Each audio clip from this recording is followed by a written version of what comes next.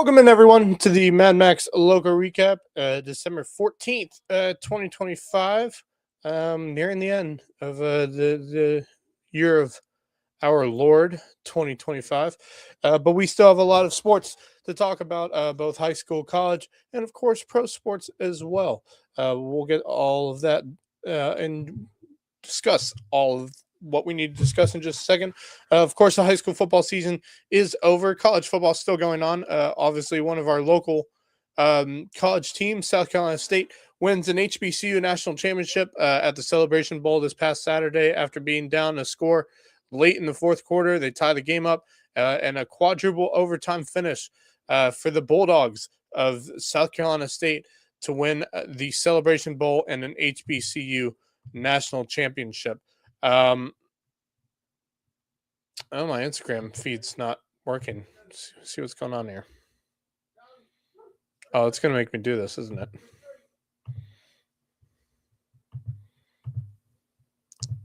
See if I can get this up here while we're talking. As much as I hate doing two things at once. No, that's not it. Oh, man. Gotta love Instagram.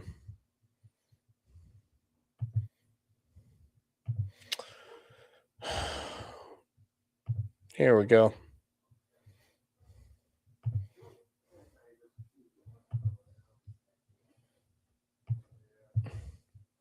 Hold on one second, everyone.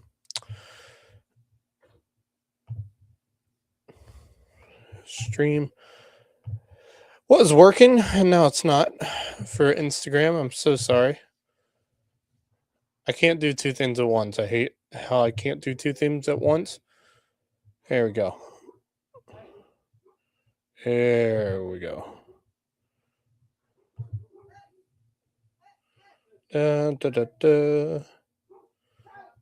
Please go live.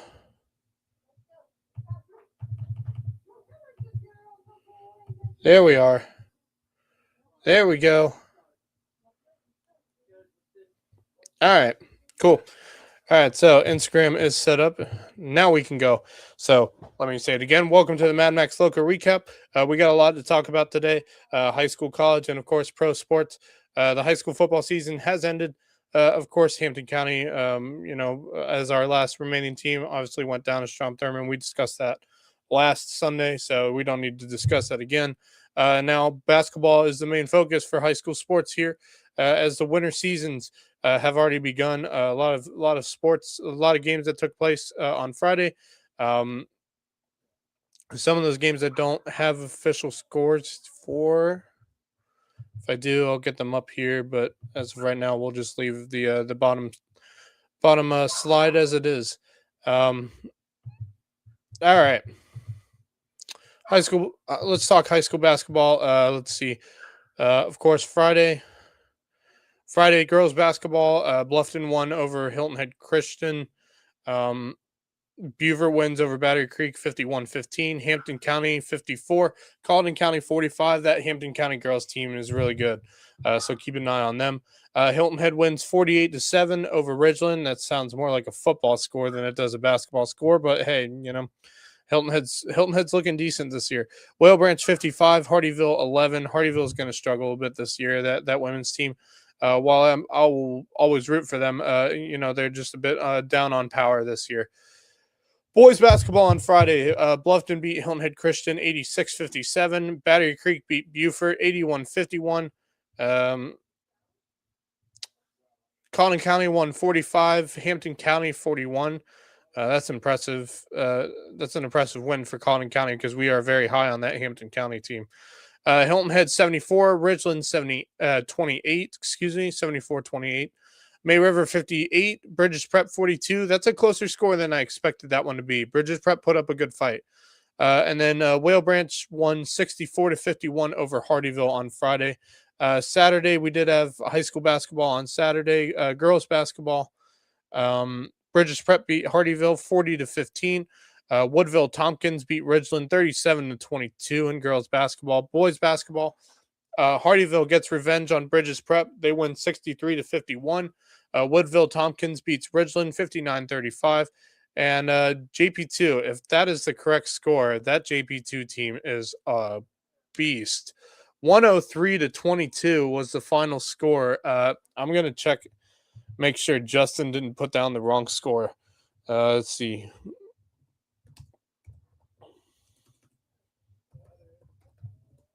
Let's see here. No, that's not the right school.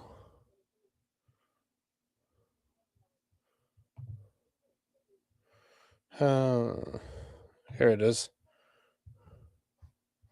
That's the right score. 103 to 22, the final score over Thomas Hayward. Man, that JP2's basketball team is, that boys basketball team is something fierce.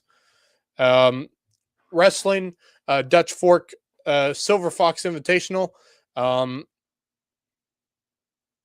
Really? Wow, great win for May River in high school wrestling. Dutch Fork, May River 229.5. They win the team title by 92 points. Beaufort finished 10th with 78 points. May River B team finished 13th out of 16 teams. Individual winners, May River's Stefano Cauldron, 106, Bryce Butler, 113, Blake Butler, 157, Henry Santos, 190, Beaufort's Colton Freeman, 215. Those were the individual titles. Beaufort's Alicia Mullins, 106. May River's Ryan Seaman. That's May River's team win, I think, if I'm not mistaken.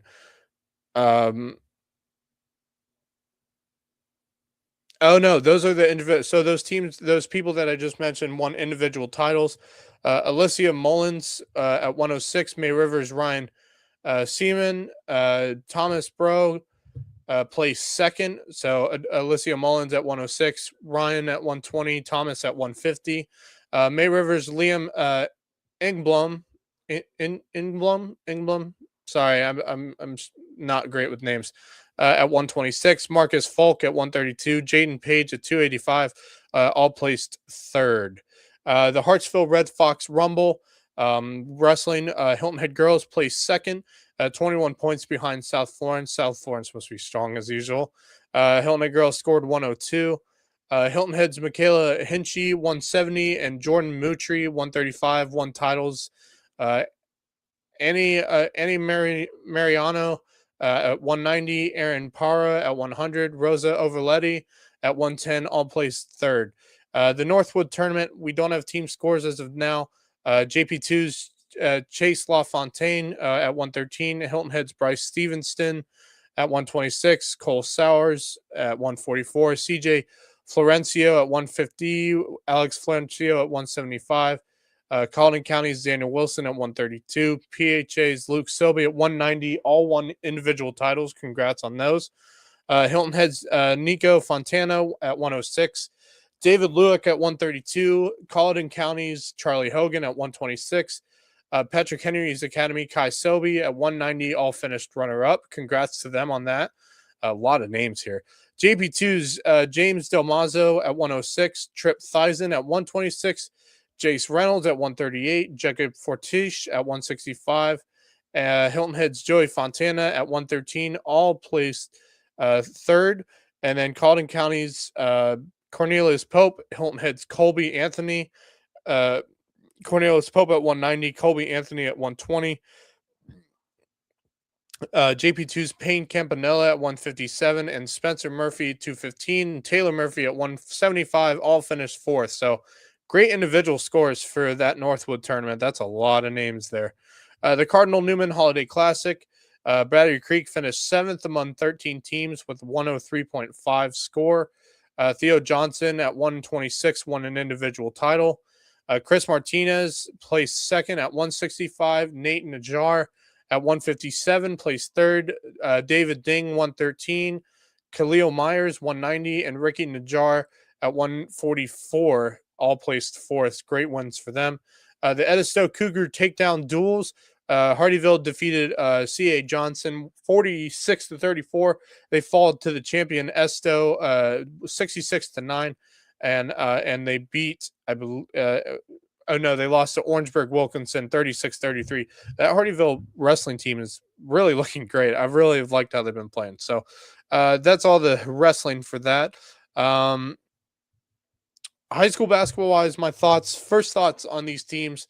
Um, I think the teams to watch out for women's, obviously for me, is Beaufort, Hampton County, Colleton County, and possibly Whale Branch. Those four teams are those teams where I'm like, ooh, they're going to be interesting to watch, especially when Beaufort and Colleton County play against each other. I feel like those are going to be some really close games.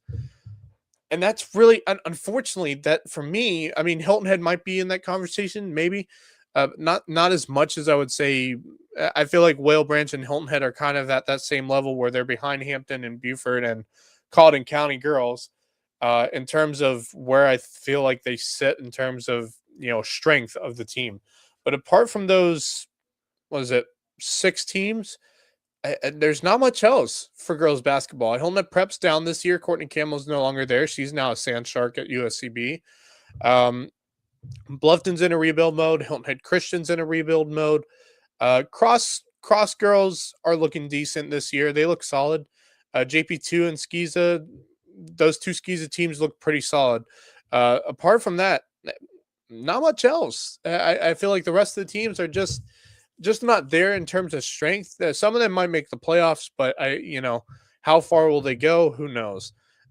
Boys basketball, on the other hand, a little more interesting because there are quite a few teams that look really strong. Bluffton looking strong, got the win against Hilton Head Christian. Hilton Head Christian's going to be kind of a rebuild team this year.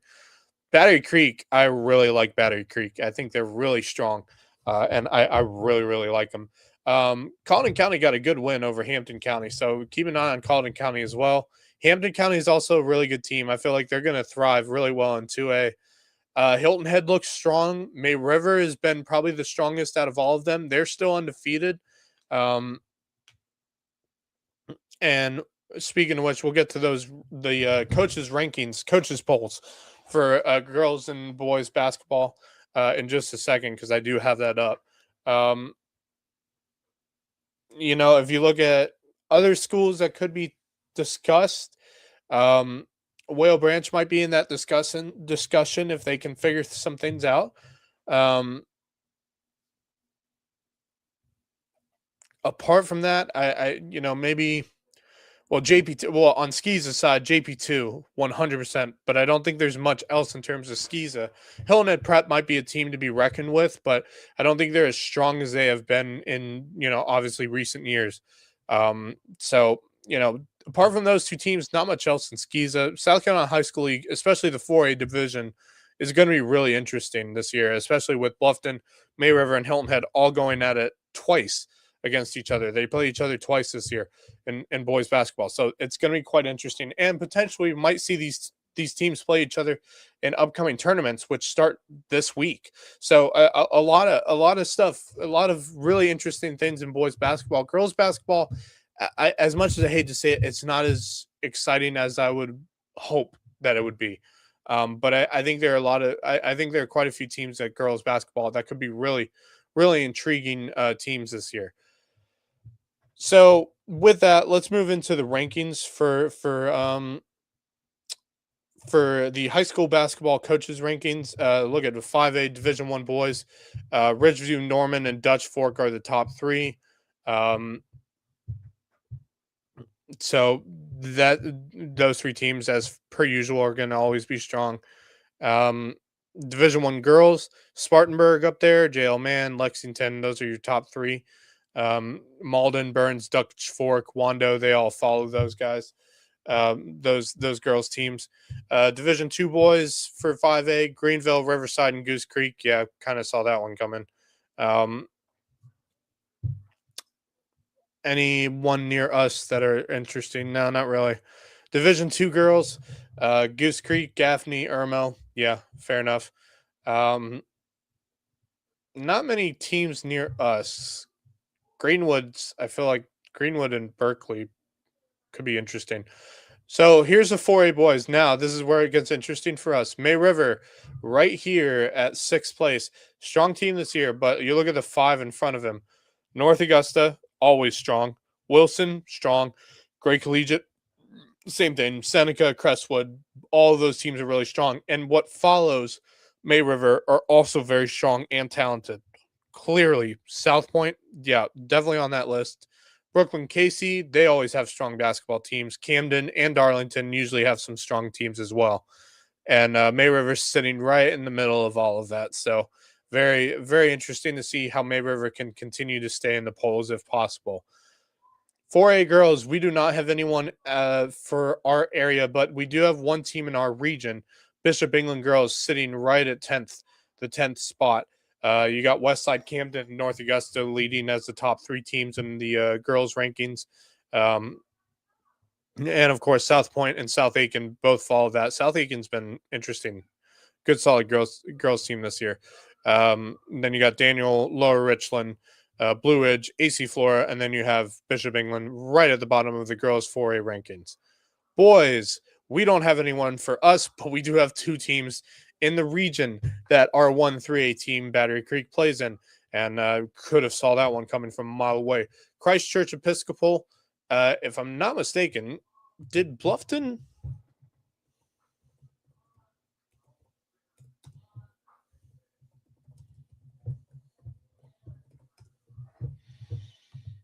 Let's see here. Pretty sure they did.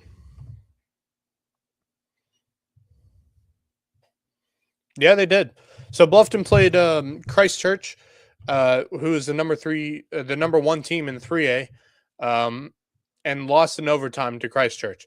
62-60, I believe was that was the final score, 62-60 in favor of Christchurch. Christchurch, the number one team in 3A. So for Bluffton to be that close with Christchurch, that's a really good thing for Bluffton. It means Bluffton's been playing a really tough schedule to start out. Loris, Keenan, and Fox Creek follows with Oceanside Collegiate at fifth. Interesting, them being at fifth, but those four teams are always really strong. Belton Honea Path at sixth, Orangeburg Wilkinson, so fifth and seventh. Both those two teams, of course, sit in the same region as Battery Creek. OW, we knew they were going to be top 10. Oceanside, definitely. I'm surprised North Charleston's not in this conversation. I wonder how their season's been going.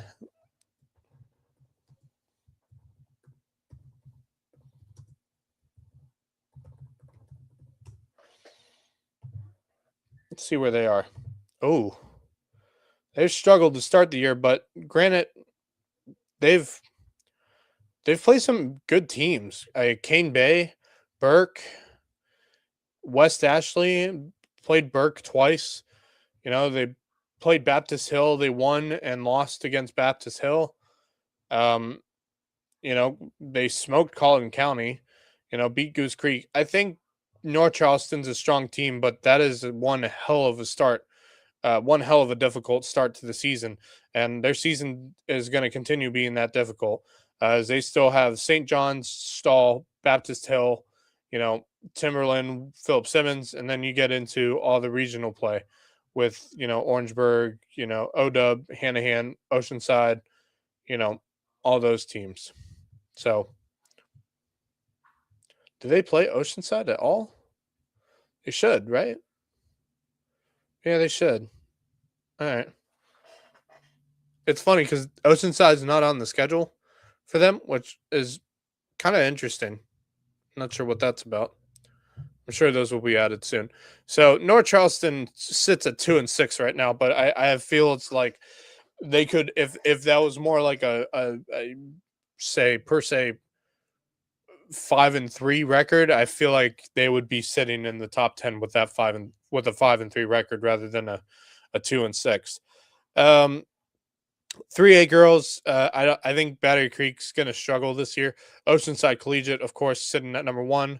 Walhalla at 2. Dillon 3. St. Joseph Catholic at 4. Keenan, Aner, Southside Christian, West Oak, Waccamaw, and Broome.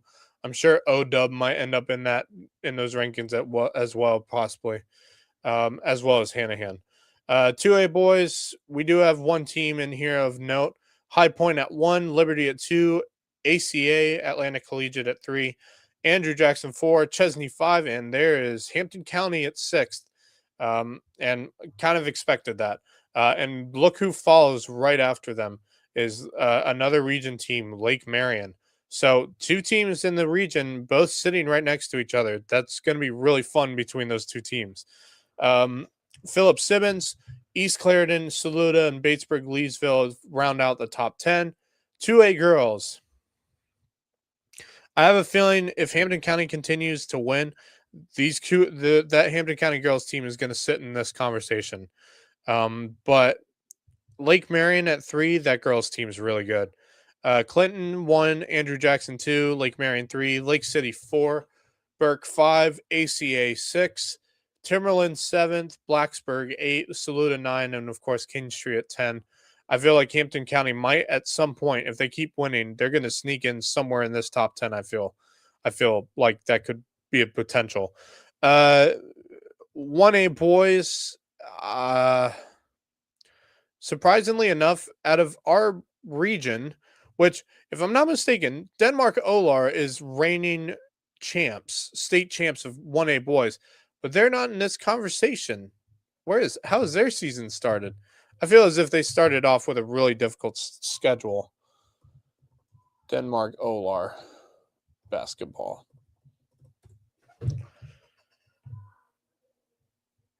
1-4? Who have they played? They beat Airport, lost to Burke County, Midland Valley, North, Bethune-Bowman, and then waiting on a score from Brooklyn Casey. Really?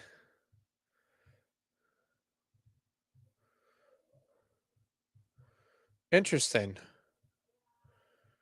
That's weird.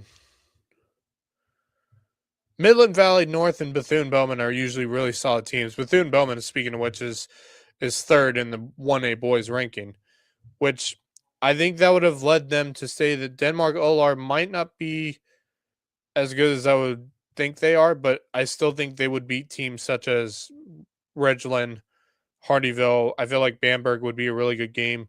Allendale Fairfax, I feel like could be a competitive one too. They still have to play Bethune-Bowman again, so that's interesting that Denmark Olar is not in the top rankings, but being 1-4 with a loss to that Bethune-Bowman team, who's third right now, kind of, not surprising. And also North, who they have played as well, is also ranked 7th. So you got C.A. Johnson, Abbeville, Bethune-Bowman as your top 3, followed by Carvers Bay, Cross, Charleston Math and Science, North, Louisville, McBee, and Lamar as your 1A boys. 1A girls, we do have one team, actually two teams of note from our region, but they are not Hardyville or Ridgeland. Military Magnet Academy is first, Lee Central second, Latta third, followed by Hunter Kennard Tyler, Williston Elko, North, Denmark Olar at 7th. That's not shocking at all. C.A. Johnson at 8th, Bamberg Earhart at 9th. They usually have some strong teams for girls, and Scotts Branch at 10th. And that's the rankings right there. So we only have two teams from our area that we cover. Hampton County 6th in the 2A rankings and Ridgeland 6th in the 4A rankings. So for boys basketball, we do not have a girls basketball team in the rankings, and that's kind of expected. So there's that. Yeah, that's better. So that's the basketball rankings there. I think that will wrap up high school basketball for us. College basketball. We did have 4 games this week, 2 men's, 2 women's games. Wednesday, women's team took on Augusta. They had the lead.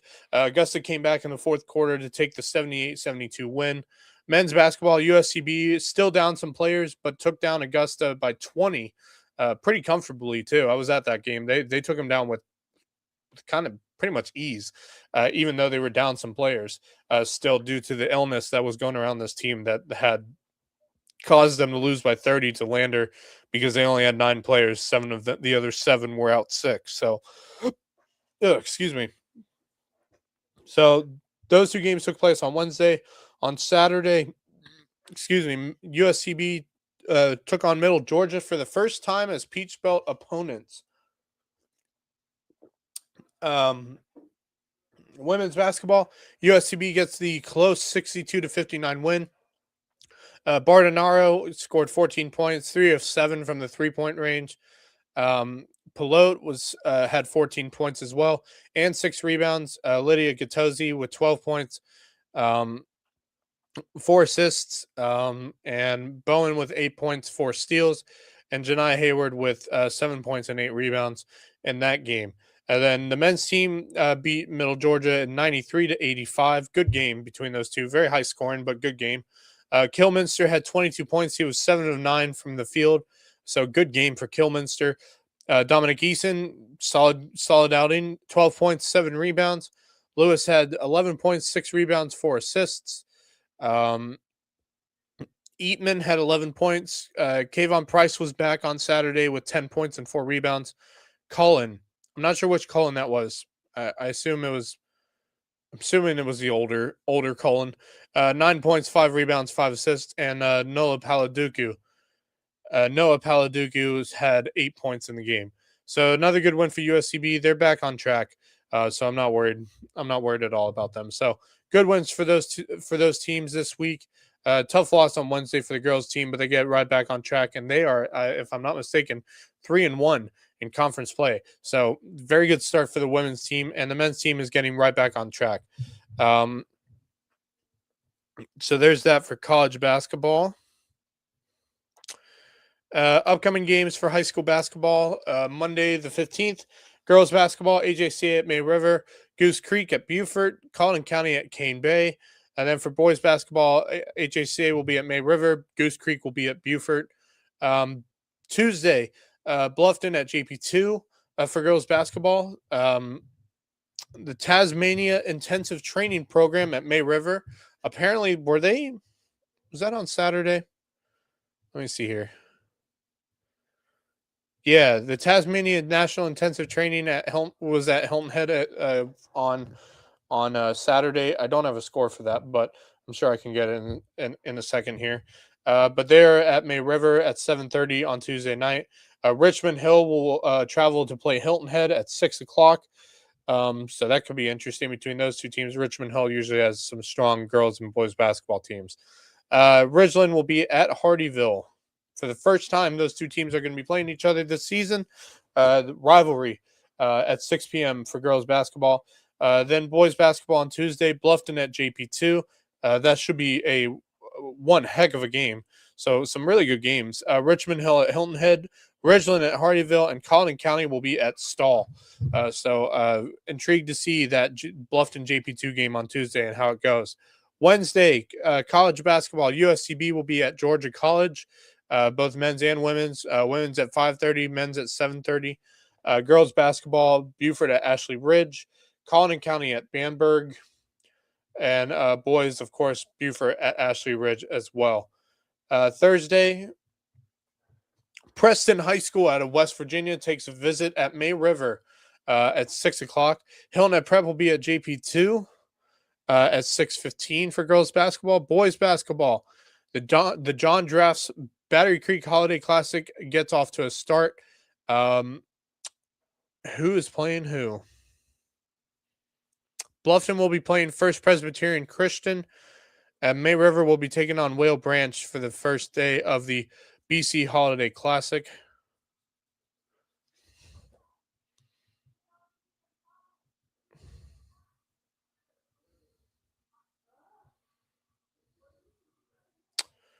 And yeah, that tournament will start on Thursday.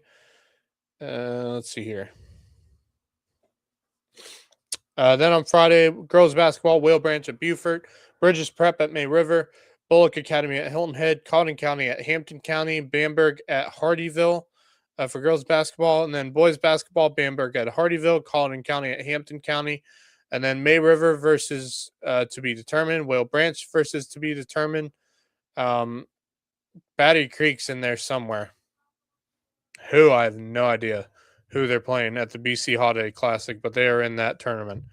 We're gonna have to get the full schedule for these games on the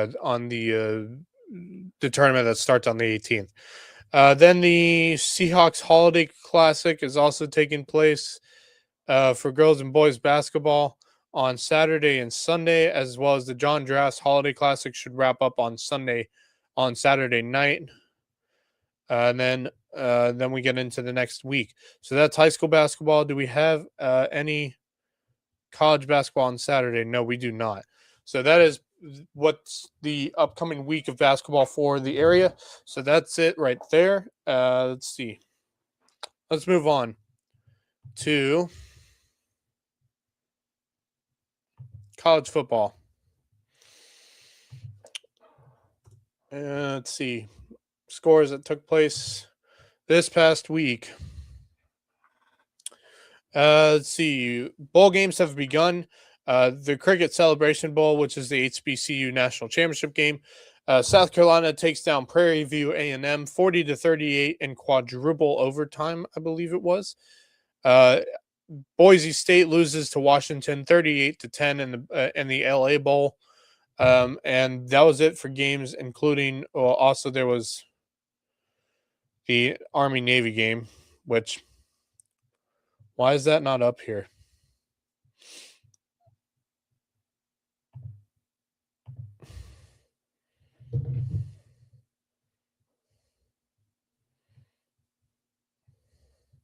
Seriously? You would think ESPN would put it on their. Really? Now I gotta look it up.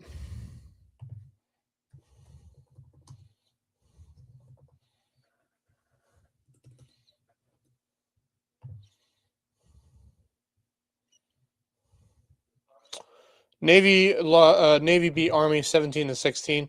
I don't know why, but I forgot what the score was in that game. Yeah. So that was the score of the Army Navy game. I don't know why ESPN decided not to put that on their scoreboard, but whatever. Upcoming week for college football, the Veterans Bowl. Salute to Veterans Bowl. Troy taking on Jacksonville State. That's in Montgomery, Alabama. The one to watch out for us on Wednesday at 5 p.m. out at Camping World Stadium in Orlando. Old Dominion taking on South Florida, both 9-3 on the year. At the Cure Bowl, Gaston Moore will be getting the start for South Florida at quarterback. So, for those of you who love Gaston Moore and love our area, please feel free to watch him. He'll be on. I believe they will be on ESPN at 5 o'clock on Wednesday. 8:30 on ESPN. The Ventures Bowl. Louisiana taking on Delaware, both at 6-6. That's out in Mobile, Alabama. Thursday, Missouri State playing their first ever bowl game as an FBS program. 7-5 will be playing in Frisco, Texas, taking on Arkansas State in the Xbox Bowl. Friday, Kennesaw State, who has had a fantastic season after I can't even remember what their record was last year, but it was not a winning record. It was not above 500. It wasn't even at 500. Finishes their season at 10-3 as they go into this Myrtle Beach Bowl against Western Michigan on Friday, the 19th. That should be a good game. Two really solid teams. And that will be, of course, at Brooks Stadium, home of the Chanticleers in Conway, South Carolina.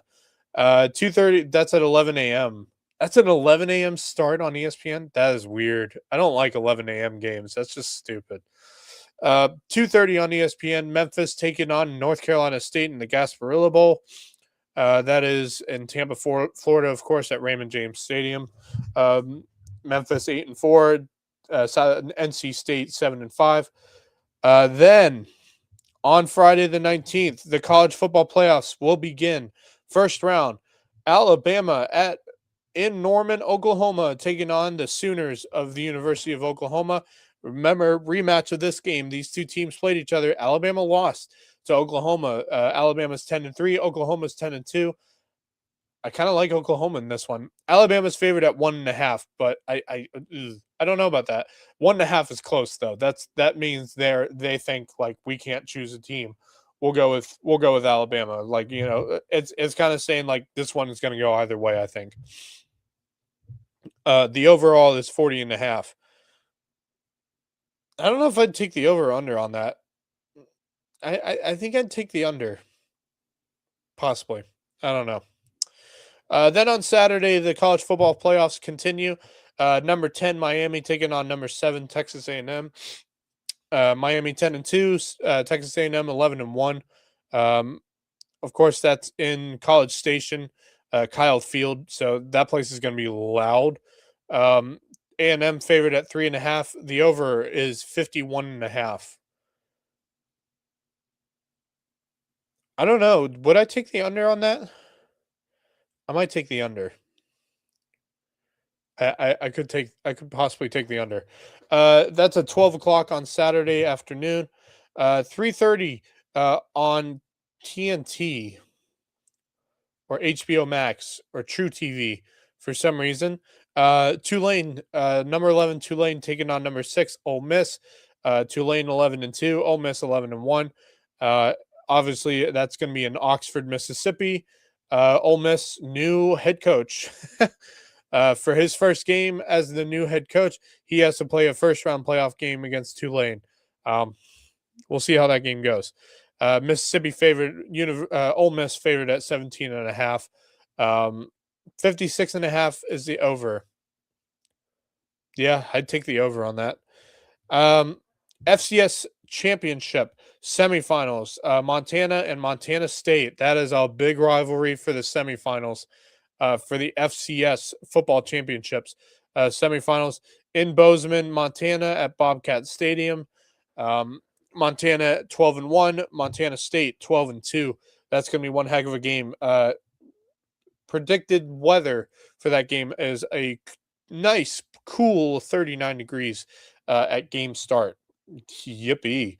Um, so that's game one of this championship semifinals. Game two is, of course, uh, on primetime. Illinois State, who's had two upsets in a row, will be in Philadelphia, Pennsylvania at Villanova Stadium to take on Villanova. Illinois State 10-4, Villanova 11-2. That's the other half of the semifinals for the FCS championship game. And then, of course, at prime time for the college football playoffs. Um, oh boy. James Madison, the 12th seed, taking on Oregon, the 5 seed, 11-1. Oregon, 12-1. James Madison. Oregon favored at 21.5 points. 21.5 point favorite. 50.5 is the over. Is the over under is 50.5. I don't know if would I take the over on. I might take the over on that maybe.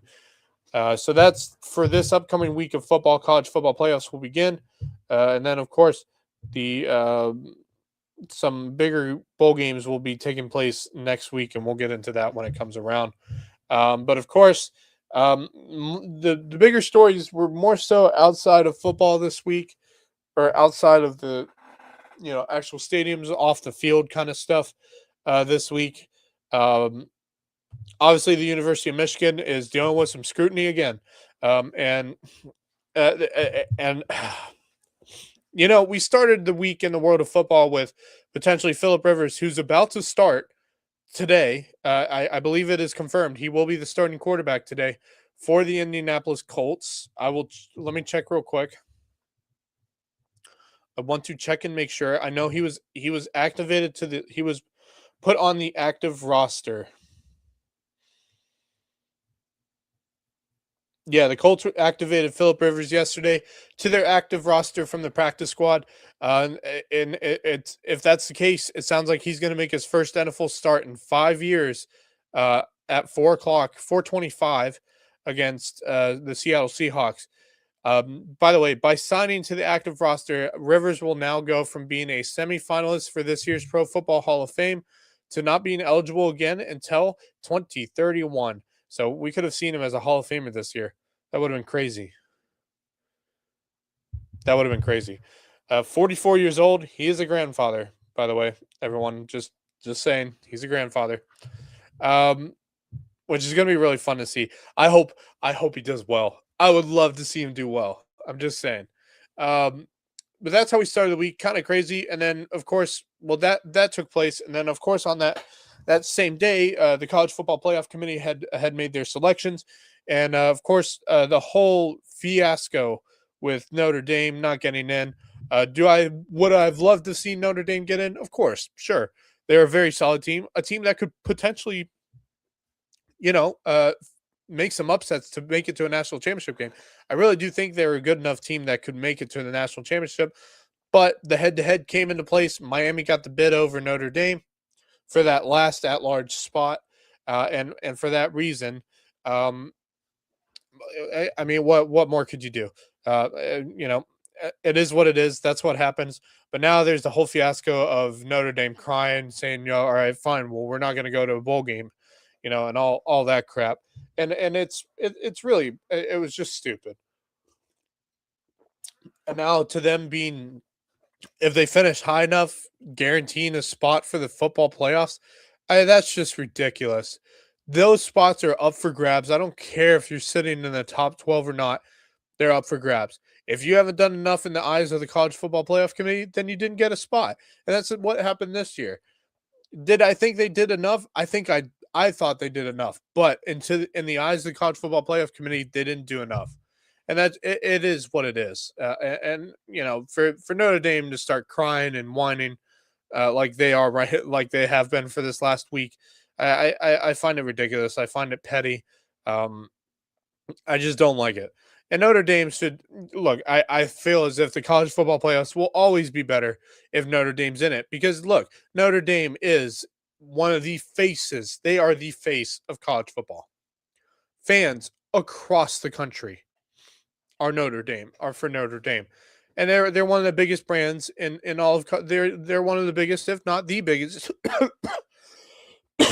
Excuse me, if not one of the biggest brands in college football and college sports as a whole, but mainly college football. So there was all of that. Didn't think the week could get any more crazy. And then Wednesday afternoon took place and it got crazy. Maybe beyond crazy, just absolute ridiculous, ridiculousness took place. On Wednesday afternoon, head coach of the Michigan Wolverines football team, Sharon Moore, was fired. At the time, there was no cause. And then just hours later, we found out why. And we found out because he was arrested. He was arrested. The original charge was alleged assault. And of course, then Michigan put out why they had fired him and found out that it was an investigation into him having an inappropriate relationship with a staff member of Michigan. And if Michigan fired him because of that, they had a smoking gun and they had some evidence. So I mean, if the investigation turned out to not find enough evidence, they wouldn't have fired him. I don't think they would have liked the whole situation, but they wouldn't have fired him unless they had a smoking gun. They fired him. They had a smoking gun. They have a smoking gun still, and they may use it and explain to us where this evidence is, what the evidence is that caused for them to fire him because of this inappropriate relationship that he had with this staff member. And then it just got so much worse on Friday when he was arrested for alleged assault. Turns out he had gone and broken into the house of that staff member.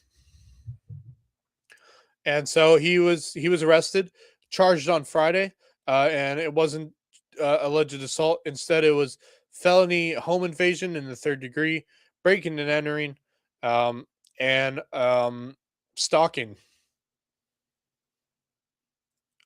I mean,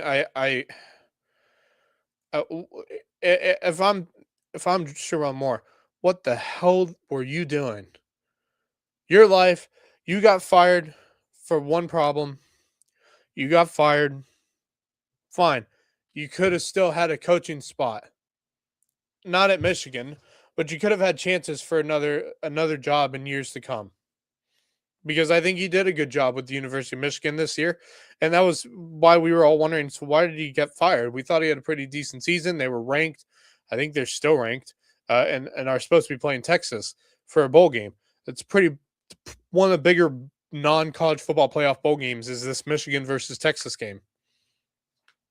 So we were all like, well, I don't think he was fired for that. So what exactly was he fired for? And then we found out what he was fired for, and it just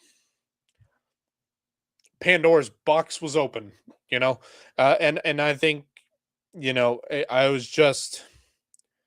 was furious. And I'm not a Michigan fan, and I will never be a Michigan fan. If I'm anything between Michigan and Ohio State, it's going to be Ohio State, just because most of my family lives in Ohio. So I would be an Ohio State fan, but I'm a Clemson fan through and through. Just saying.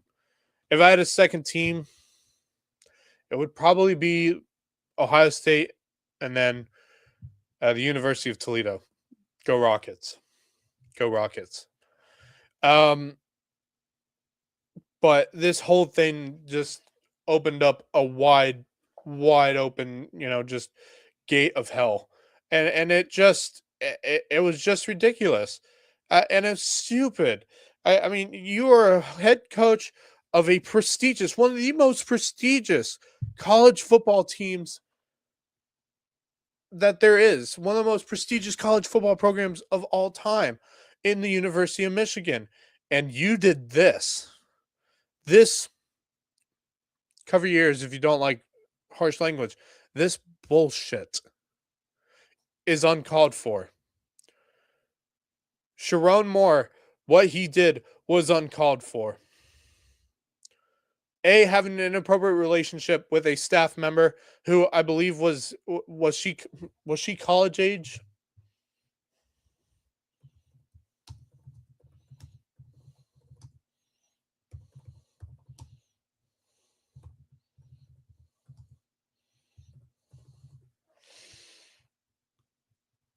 Um,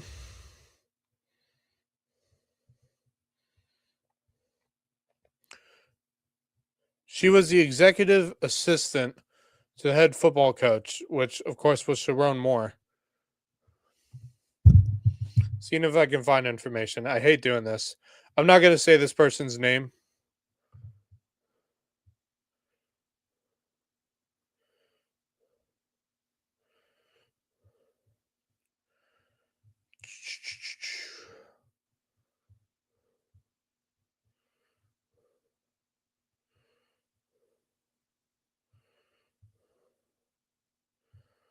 No, she's not college age.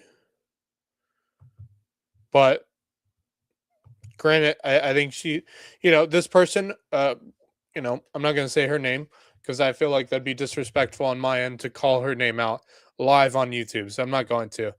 Um, she's not college age, but I mean, she's an executive assistant. She's been working in the athletics department at the University of Michigan. She has been, you know, uh, executive assistant to Sharon Moore during his time there at the University of Michigan as the head football coach. And she might not be college age, but if this is the case, more so, I feel like is as if Sharon Moore was taking advantage, and that's why he was fired. Taking advantage of someone who didn't want to be taken advantage of, and I hope that's the case. I hope that's the case. I hope it's not. You know, she was okay with it happening and whatnot. All that stuff. It's just it's a Pandora's box. I hate talking about this stuff. It's just it pisses me off so much to talk about stuff like this. But now, what has made it worse is coming into this weekend, the University of Michigan has gone one step further in terms of investigations because the University of Michigan is now, I believe they're now looking into. Let's see. They are now launching an investigation into its own athletics department in light of numerous scandals and controversies that have taken place under the AD Ward manual. And here are some of these controversies since 2018, by the way.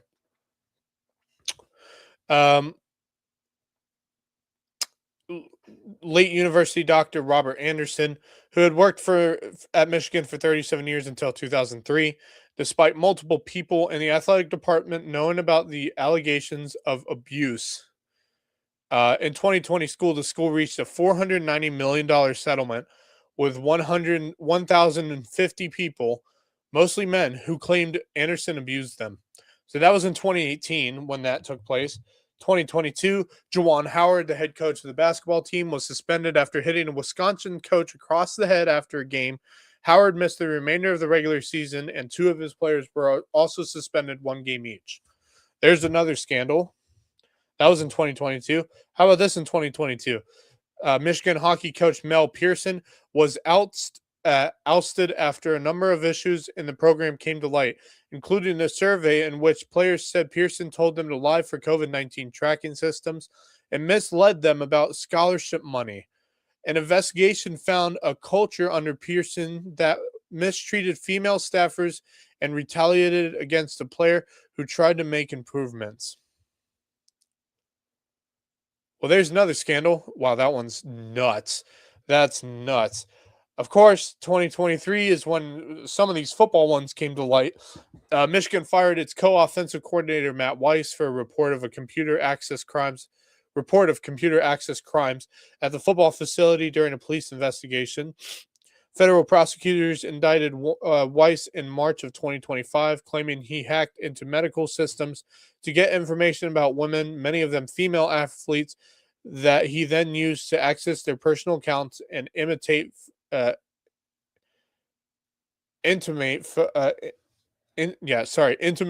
and videos. There's another one. Of course, 2023, the football program came under scrutiny for having an impermissible contact with recruits during the COVID-19 dead period. Michigan self-imposed a 3-game suspension on Harbaugh to start the 2023 regular season. The NCAA announced its findings and punishments in 2024, which banned the coach from collegiate coaching for 4 years, although Harbaugh had already left for the NFL.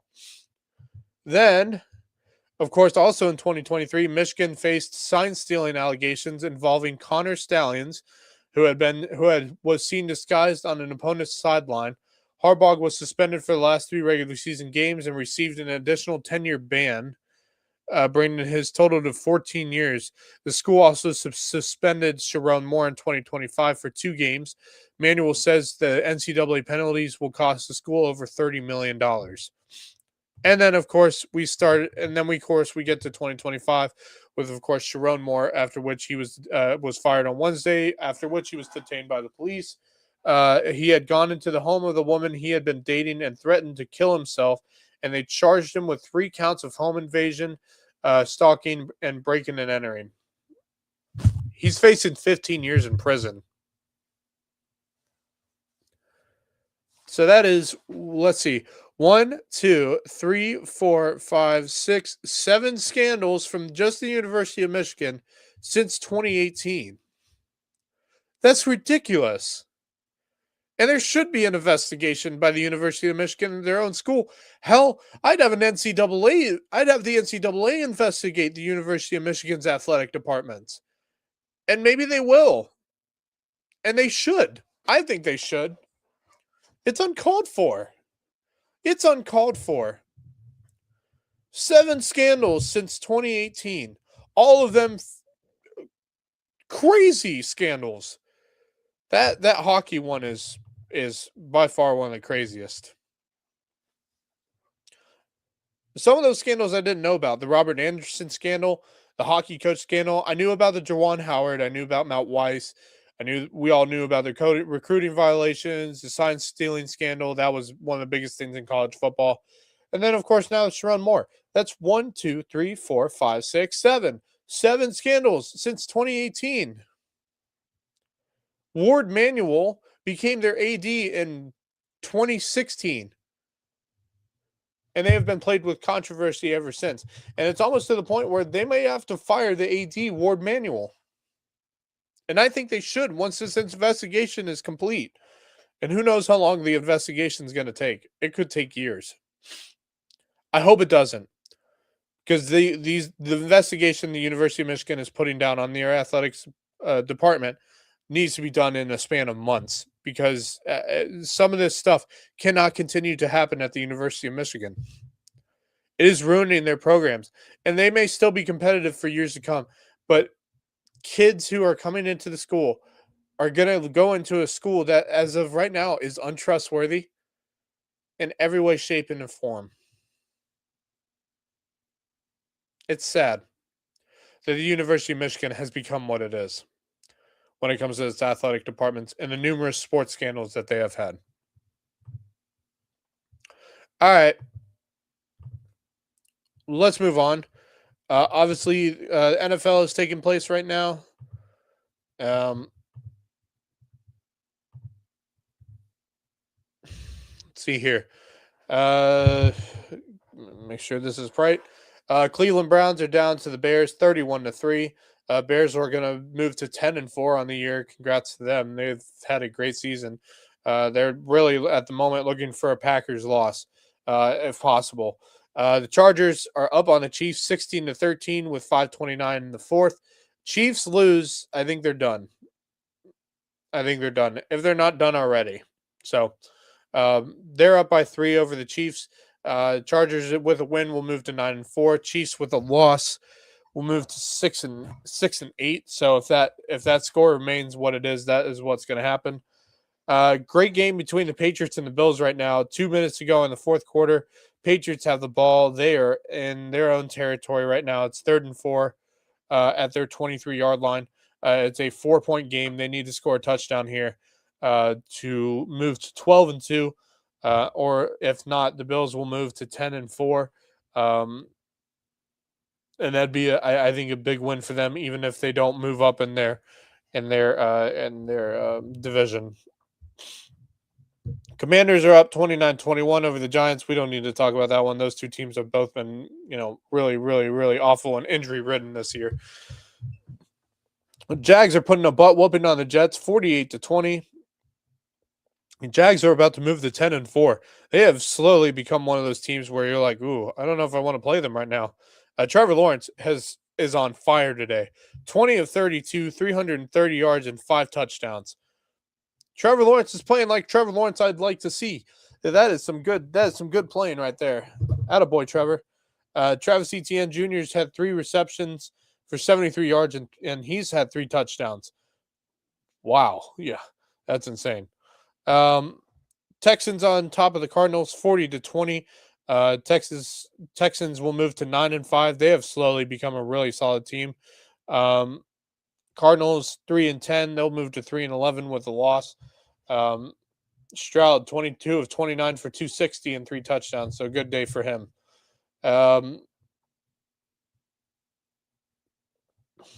Anyone else who's had some good games so far today?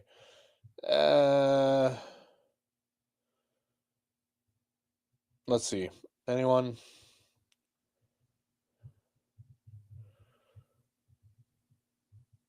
Yeah, no, not really. DeAndre Swift has had 2 touchdowns, 18 carries, 98 yards for 2 touchdowns. Good game for him. Coming up, big game. Really big game for the Bears if they can hold on for their win, which it looks like they're going to. They're going to win. Packers on the road in Denver at Mile High, taking on the Broncos, 11-2 Broncos. Packers 9-3-1. Packers lose. Bears are back on top of the NFC North. That's huge. That is huge for them. Lions on the road at the Rams. That is another really good game. Lions 8-5, Rams 10-3. It should be very interesting between those two teams. A lot of history between those two teams, including Matthew Stafford and Jared Goff and all those guys. Big game for the Panthers today. They take on the 3-10 Saints. Win, and they probably have clinched the division with a win. If they can get to 8-6 on the year, which congrats to the Carolina Panthers. As much as I hate to say that, I've enjoyed watching them this year. So Titans at 49ers. That should be a blowout, I'm sure. Colts at Seahawks. Obviously, sounds like Phillip Rivers is going to get the start. That's at 4:25 on probably CBS. I want to see that game. I'm sure it's not going to show up on my television, but I want to see that game. Then of course tonight at 8:20, the Vikings taking on the Cowboys. That is a real two mid teams. Vikings 5-8, Cowboys 6-1, um, in Arlington. So yippee. Of course, on what was it, Thursday night? Ravens have, by the way, final score: Ravens beat the Bengals 24-0. Uh, Ravens are now 7-7, actually, so good for them. Eagles win 31-0 over the Raiders as well today. So Eagles have moved to 9-5. Three touchdown passes from Jalen Hurts. He was 12 of 15 for 175. Barkley, 22 carries, 78 yards, and a touchdown. Dallas Goddard, six receptions, 70 yards, two touchdowns. Thursday night, Falcons beat the Buccaneers 29-28. Cousins 30 of 44 for 373 and three touchdowns. Bijan Robinson, 19 carries, 93 yards, one touchdown. Kyle Pitts had a night. 11 receptions, 166 yards, and three touchdowns. So good win for the Falcons, which put the Buccaneers in a seriously dangerous spot if the Panthers can win today. And then Monday night, the Steelers taking on the Dolphins, and there's a streak on the line for the Steelers, if I can find it.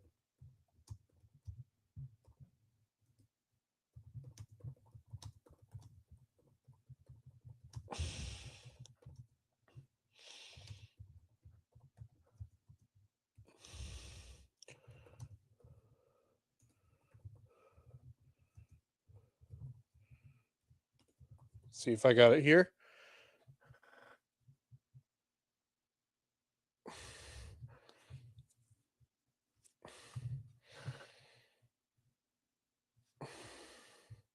They have won 22 straight home Monday night football games. Home games. They have not lost since the last time they lost a home game was 1991 on Monday Night Football at home. Their last loss at home on Monday Night Football was 1991. 1992, which was when they started this streak, Russell Wilson was in preschool. Mike Tomlin hadn't graduated high school yet, and Justin Fields wouldn't be born for another 7 years. That was a article from last year.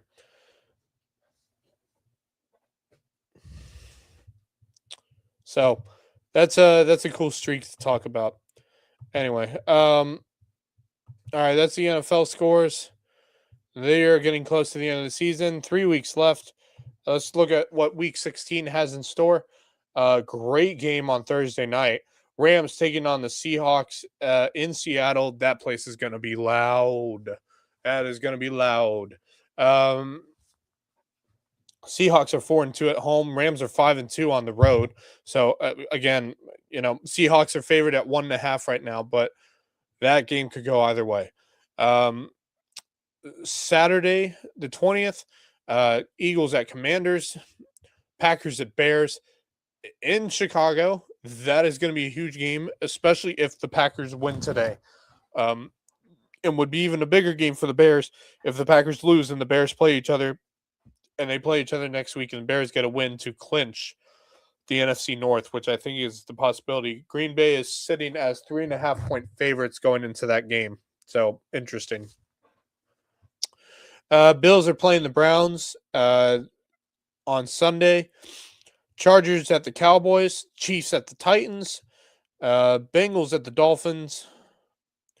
Jets at Saints. Vikings at Giants. Buccaneers at the Panthers. And Jaguars at the Broncos, Falcons at the Cardinals.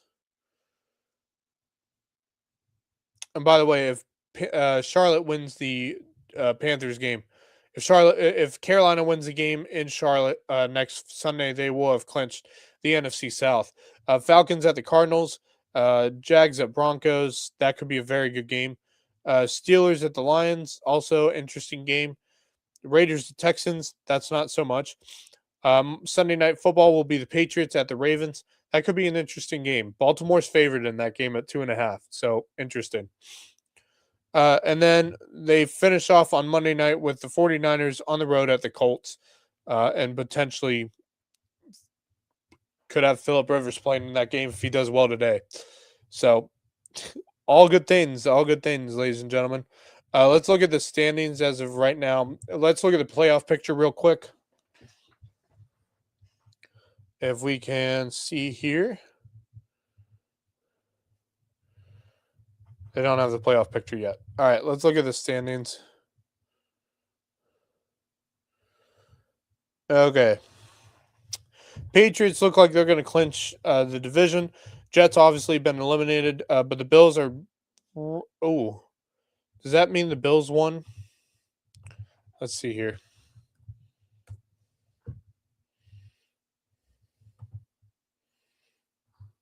Do we have finals?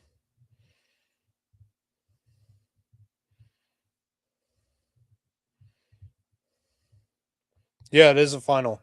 Bills beat the Patriots. Patriots are now 11-3. Bills are 10-4. So that division has not been settled as of yet. So there's that. Pittsburgh Steelers lead their division at 7-6. Ravens at 7-7. That could definitely change because they still need to play each other one more game. So it could come down to the wire in that division. Both the Bengals and the Browns have been eliminated. Jacksonville Jaguars sit atop at 9-4. Texans follow the Colts 8-5 and 8-5. So that's an interesting division. Tennessee Titans at 2-11 are eliminated, of course. Broncos, Chargers, and Chiefs are still in it for a chance at the playoffs. But if the Chiefs continue on their losing ways and they fill all the 6-8, we could be looking at a playoff eliminated Kansas City Chiefs team. Denver Broncos at 11-2, Chargers at 9-4. Those two teams more than likely will make the playoffs. The NFC East, Philadelphia is 9-5, Dallas at 6-6. Dallas is eventually going to be eliminated from the playoffs. They're not going to get in. It looks like the Philadelphia Eagles are going to win that division. Packers, Bears, Lions, and Vikings. Vikings somehow are still in playoff contention, but I think with a loss today, they would be eliminated. Lions, Bears, and Packers are all going to be fighting for playoff spots. And there is a scenario in which the Lions could be out of the playoffs potentially. So, let's see here. As of now, current playoff picture would have Detroit outside of the playoffs. So, yeah. As of now, LA and Denver are the 1 seeds. They'd get the buys. And then you'd have, as of now, Houston at New England, LA at Jacksonville, Buffalo at Pittsburgh. And then you'd have Chicago at Green Bay, which would be awesome for a wild card game. San Francisco at Philadelphia, that's also a good one. And Seattle at Carolina, that's also a good one. So those are the current playoff pictures. Of course, with this NFC South, Carolina Panthers, Tampa Bay Buccaneers are fighting for those last conference division spot. Falcons and Saints are both eliminated. And then the NFC West, we have a doozy here. Rams at 10-3, Seahawks at 10-3, 49ers at 9-4. All three of those teams currently are sitting with a shot in the playoffs right now. Rams are the number 1 team in the NFC. So that's the NFL right there. So that is it for all the sports for this coming week and for the future. Of course, my Instagram stream just cut off. I really hate when it does that. I hate when it does that. That's ridiculous.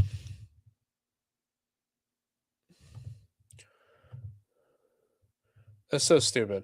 I don't like how Instagram after an hour just says, no, we're good.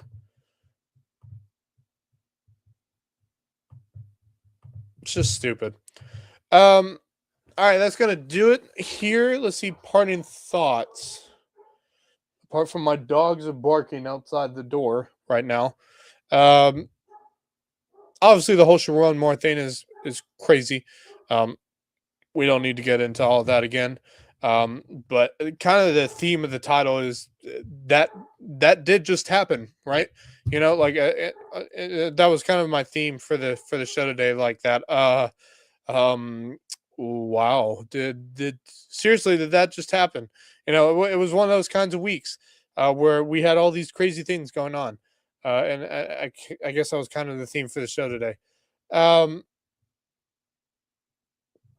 any other parting thoughts? I don't think so. I think we covered pretty much everything that I needed to cover in terms of sports. So that is going to do it for me here. I want to thank everyone for joining into the show to watch. I want to thank you guys for continuing to support myself and the rest of our Loco Sports crew and keeping us going and growing. And, thank you all for watching. And I will see you next, probably next Sunday, Sunday afternoon. Let's try for the same time at 3 o'clock. Coming up on the Loco Sports Media Network, we have the One Loco Hoops Happy Hour as well as the Loco Grind. Um, so stay tuned for those shows. They are coming up tonight. So stay tuned. You get to hear from Rob Benson and Matthew Fisher Davis along with Justin Jarrett on the One Loco Hoops Happy Hour. That should be a really fun show. So stay in tune for that one.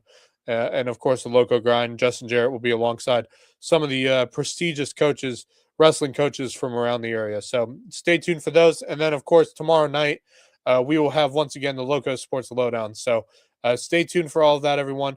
And I will see you tomorrow night. This has been the Mad Max Loco Recap. And as always, go Loco.